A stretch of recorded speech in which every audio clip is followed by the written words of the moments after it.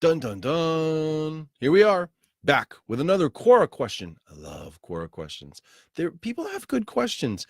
You know, Tony Robbins, I'm gonna butcher this in the paraphrase, but Tony Robbins always talks about this idea that the quality of your life is determined by the quality of the questions that you ask. Think about that. That's pretty cool, right? It's really important when you're asking good questions. Then it means you're sorting out the ideas and the thoughts that really matter. Yeah, the other way of saying it is there are no stupid questions, only stupid people. Here's a good question. All right, where'd it go? Noah Deegan requested my answer to this. What is one relaxing ritual you have before going to bed? Do you do it to unwind, de-stress, to show appreciation, or simply to fall asleep quicker? Good question, Noah. Nice question. So the answer is one of the most common things I do. I have two things that I do before I go to bed. One is a simple breath following exercise where I get into bed, I'm ready to go to sleep, and I just, it's basically like a meditation routine where I just focus on breathing properly, making sure I'm not breathing from up here and puffing up my chest and getting like this, right? Getting my shoulders, but relaxing and making the air go all the way down deep and pushing the diaphragm so that my belly goes way out like a pot belly. Deeper breathing, 5 seconds in, holding for 3 seconds, and then 5 or 6 seconds out. Diaphragmatic breathing. And as I'm doing that, I'm doing my best to just follow the breath. As thoughts come in, I just let them go. Dispassionate observation. Yep, I have that thought. I recognize I have that thought, but I'm not going to keep thinking about it or processing it now. Let it go. Back to the breath. And I do that. It works really well, really well. The other thing that I really like to do, even more than that, is I love to do what is traditionally called a chakra clearing. So if you're familiar with chakras, you're going to know this already, but if you're not, a lot of people aren't familiar with chakras. There's many different beliefs around chakras. Some people believe that the human body has like hundreds of chakras, but there are 7 which are, they're actually right over here. This is a visual representation of them, right? Ta-da, right? So you start at the base. Your red chakra is your root chakra, and it's right at like the base, kind of like the base of your spine.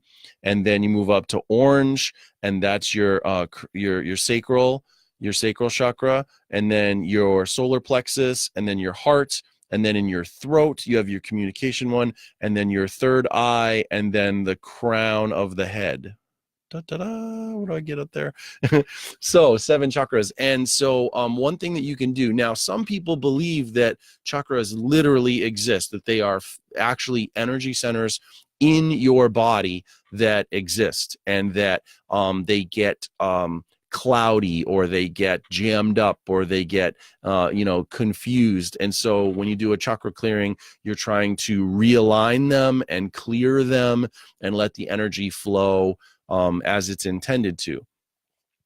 Even if you don't believe that, all right, this is the important thing to really think about. Even if you're not into metaphysical stuff like that and you don't believe in chakras, it is a wonderful metaphor that you can still use. If you just think metaphorically of, I'm a living biological being and I know I have energy going through my body. My brain produces an electromagnetic field. My heart produces an electromagnetic field. There's a nervous system that runs throughout my body.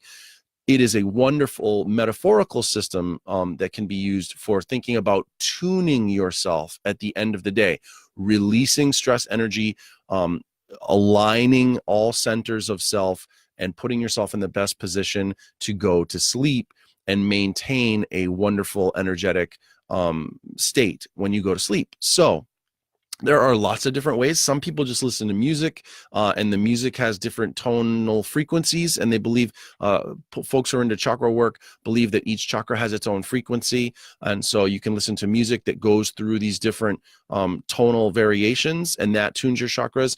Some people like to do it verbally. They like to talk through what each of the chakras is connected to in your overall energy system, and talk through it out and work on clearing them. Some people visually, again, they'll talk about Like, so the red chakra right at the bottom, the red chakra, they'll say when it's not in good shape, it will be more like a brownish red. And what you want to do is you want to imagine releasing all that negative energy and getting it to where it's tuned, like tuning a light frequency to where it's this beautiful, vibrant ruby red, or beautiful red. And then work up to the next one. Orange, same thing. Is it like a rusty orange, or do you get to this point where it's this beautiful, like a kumquat orange, or like, and so they go through and they visually tune it. So there's different ways of doing that. There's lots of videos on YouTube. If you go in and you search chakra clearing on YouTube, you'll find lots of different ones. Try bunches of them, listen to them, watch them, just enjoy them. When you get to one that really works well, you can just put it on at night when you're in bed, or you can even sort of memorize it over time and you can work yourself through it.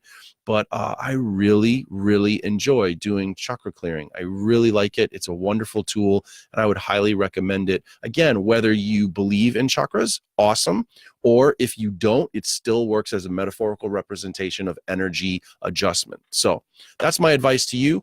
Good luck with your breathing exercises or your chakra clearing, and hope you sleep better. Thanks so much for asking that question on Quora.